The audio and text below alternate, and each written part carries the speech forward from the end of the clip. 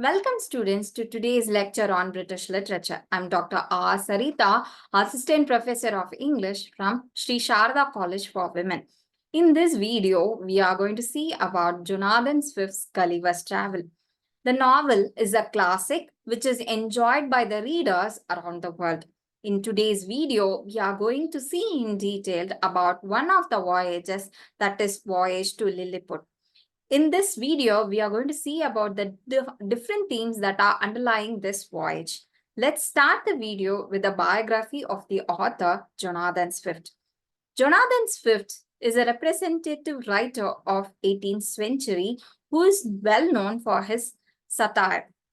He was born in Dublin, that is Ireland, in 1667. Jonathan's father, a lawyer, died before his birth. So he spent most of his childhood with a nurse. He most likely in the absence of both of his parents. Coming to his school education, he received education at Kilkenny College from 1673 to 1682 between the ages of 6 and 14 based on the Anglican principles in Ireland. He was taught classical humanist education reserved for boys of his social class. Then he entered Trinity College, Dublin, which was Ireland's only university at the time. In 1682, he entered the college and was taught Latin, Greek, and Hebrew. He was also interested in Aristotelian philosophy. Swift was not an outstanding undergraduate, and after leaving Trinity College in 1686, he was concerned about his future employment options. Without any family background, he was struggling on his own. So, after several years, in 1696, he becomes secretary to Sir William Temple in Moor Park. Sir William Temple is one of the famous person in Ireland.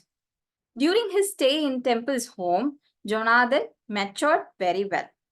He then entered church because he did not have any better profession. He held benefices throughout his priesthood. He came to London and was involved in politics by engaging in pamphlet writing. He was deeply engrossed in politics that he switched sides between Whigs and Tories. Jonathan never married in his entire life.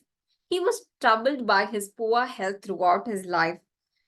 At later part of his life, he was affected by Meniere's syndrome and he died on 1745. Throughout his life, problems kept coming at Jonathan Swift and he had nobody's help.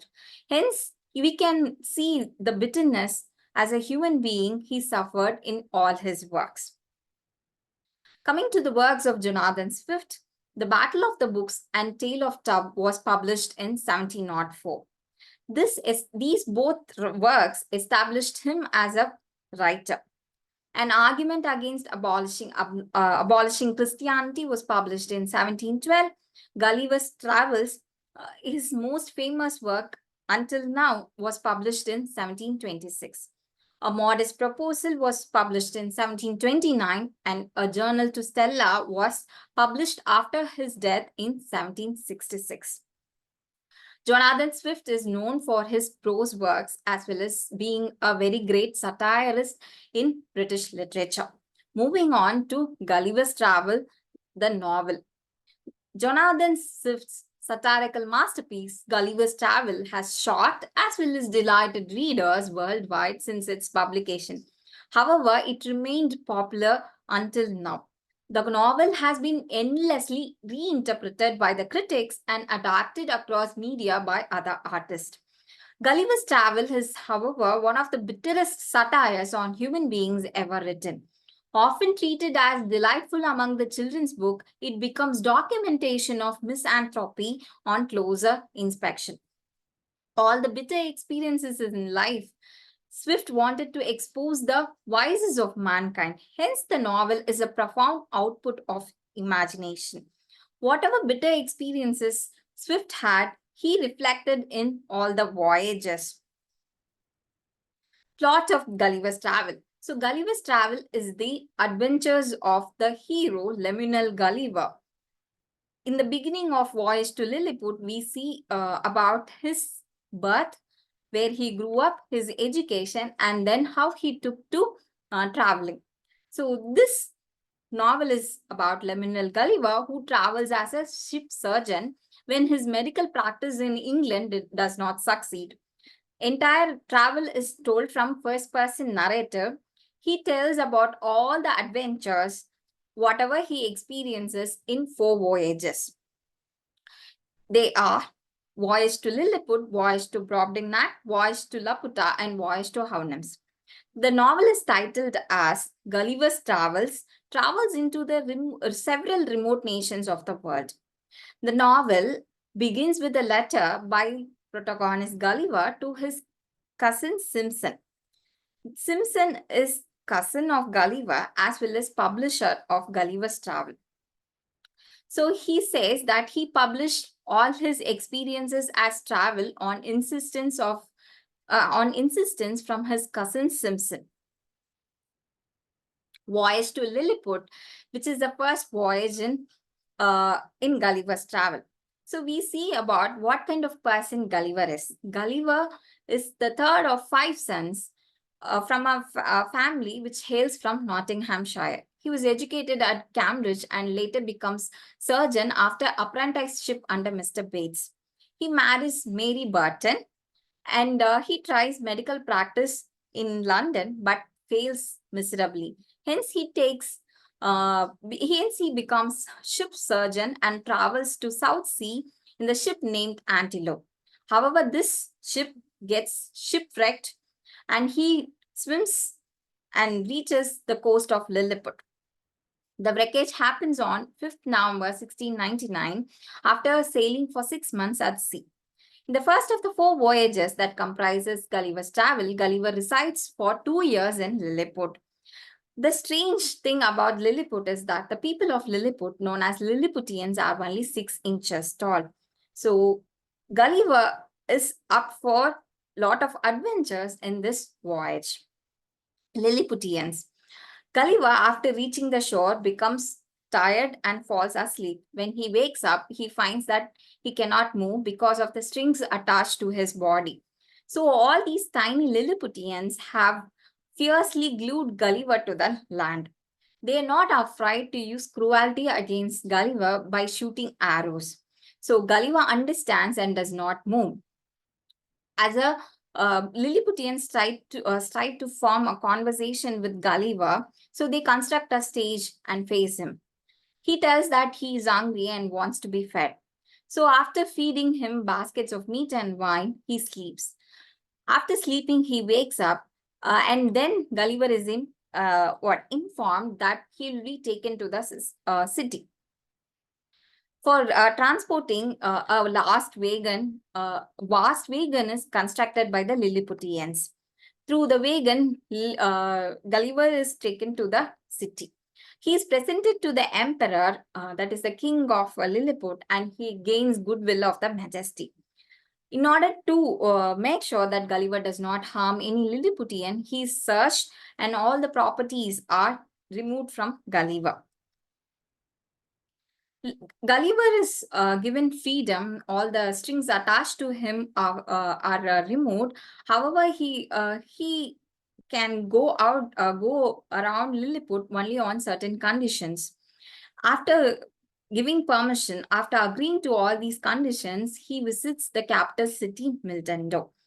After days of staying in Lilliput, Gulliver comes to know about the rules, regulations, and customs of the land of Lilliput. Lilliput is ruled by the king and his council. The king is few inches taller than Lilliputians. The council of king consists of 3 important people, namely Phil Knapp, Redrussell, Skyrish Bolgolam. Phil Knapp is the Lord High Treasurer of Lilliput. Redrussell is the principal secretary of private affairs. Skyrish Bolgolam is the High Admiral of Lilliput. Gulliver is informed that there are 2 political parties in Lilliput, which are Low Heels and High Heels. Both the party members does not even talk with one another, and their rivalry is very well known in the land of Lilliput. Blefuscu. Lilliput has an enemy land named Blefuscu, which is nearby Lilliput. The Holy Book of Lilliputians encouraged people to break eggs at the convenient end. Once in the past, the emperor's grandfather cut his finger while trying to break the egg from the big end. So the emperor's father made it a law that eggs must be broken from the small end. Many people did not like this law and they rebelled against the emperor. So this rebellion resulted in a huge fight against the emperor of Lilliput, and all the rebellious people went and started residing in the nearby island, which is Blefuscu. Gulliver helps the emperor of Lilliput by destroying the invading fleet of Blefuscu. The emperor wants Gulliver to totally destroy Blefuscu Island, but he refuses to completely damage the nation. Hence, the king is very angry on the Gulliver. Gulliver is also known as Man Mountain because due to his huge giant size. Gulliver stays for some time in Lilliput. However, things don't go smoothly in the land. Gulliver is suddenly informed by Lord that a plan has been hatched against him in the royal court. Gulliver keeps on eating and he's wasting the resources of Lilliput. So, Bolgolam, Phil Knapp, and others have decided to impeach the protagonist. He is convicted of treason for putting out a fire in the royal palace with his urine. Gulliver is condemned to be shot in the eyes and be blinded by the emperor so that he could not become harm to his nation. This message is relayed to Gulliver and Gulliver decides to escape Lilliput. He swims to Blefuscu and reaches the land. The emperor of Blefuscu welcomes Gulliver. The emperor of Blefuscu sends information to Lilliput that Gulliver will be departing from their land without any punishment. Gulliver gets hold of a boat. He finishes the boat and sets sails for England. Thus, his strange experiences in Lilliput comes to an end in the voyage to Lilliput. Gulliver departs from Blefuscu on 24th September 1701. After traveling for some time, he finds a isolated island, stays there for some time, and then continues his travel.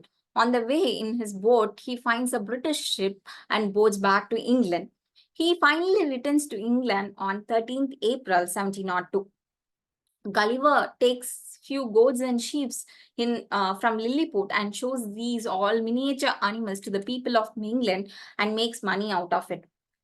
After staying at home for 2 months, on 20th June, he started his next travel in the ship named Adventure. Thus, all the quickie adventures of Gulliver comes to an end in Voyage to Lilliput. Voyage to Lilliput as a whole, as well as Gulliver's travel as a whole, can be considered as a very great satire. Jonathan Swift is well-known satirist among English writers. He criticizes Lilliput, which represents England. The people of England have their stature reduced, but their vices magnified, which is portrayed through the small size of Lilliputians. The novel has satire in its form, its plot, its narrative manner, its dialogue, its rhetoric, its language, its descriptive techniques, its allusion, and its humor. The novel is a complete satire of the age of George I. The king of Lilliput represents actually George I, and the queen of Lilliput represents Queen Anne. Phil Knapp represents Robert Walpole, Prime Minister of England. Bolgolam represents Nottingham, First Lord of Admiralty of England. All these important people did not rule England properly and there was chaos in England. Hence, he satirizes their rule through Voyage to Lilliput. Coming to the political parties and their system in England, their Whigs and Tories are represented through high heels and low heels. The high heels represent Tories and the low heels represent Whigs. The wealthy merchants that form Whig party in England spoiled everything. They had ousted the ruling Tory party with Minister Harley. The land of Lilliput represents England and Blefuscu, the enemy nation of France. So it is complete political satire and people enjoyed reading this voyage to Lilliput. However, there were few backlashes for Jonathan Swift writing Gulliver's Travel. One writer praised Gulliver's Travel, which is Alexander Pope. He says, I find no considerable man very angry at the book. Some indeed think it is rather too bold or too general a satire, but none I hear of accuse it of particular reflections. So, Jonathan Swift also criticizes the religion in Gulliver's Travel. Swift believed that for peace and safety of church and state, there must be always public conformity to state religion, that is Anglican. Hence, he satirizes other religion in the novel. The big Indians who broke the egg at big end and the little Indians who broke eggs at small end represent two groups in religion. The big Indians refer to the Roman Catholics and the little Indians refer to the Protestants. In the novel, Emperor favored the low heels, that is Whigs, as well as little Indians, that is Protestants. Thousands of high heels and big Indians move out to the enemy Blefuscu nation. This represents the Jacobites, Tories, and Roman Catholics taking refuge in France. So, through all these clashes, Jonathan Swift portrayed the political system and the tussle which was happening between Whigs and Tories, and the religious tussle which was also happening at that time. Gulliver's Travel can be also read by different groups of people in varied ways. The first two voyages are always favorite among children. The specific details given by Jonathan Swift in both these travels amuse the young readers. The novel is a good example of travelogue where the protagonist recounts all his experiences in a believable way. Gulliver's Travels can be also considered as utopia. Utopia means imaginary land with exemplary citizens and land. The novel can also be considered as a philosophical treatise on the morality of human beings in the world. Overall, Gulliver's Travel can be considered as a children's book, as a travelogue, as a utopia, as philosophical treatise. Let me sum up the character of Lemuel Gulliver throughout the travels. In all the travels, Gulliver is faced with extraordinary situations. However, he copes efficiently with them. He is thoroughly brave. He masters the necessary language and customs. But there is flaw with the character of Gulliver.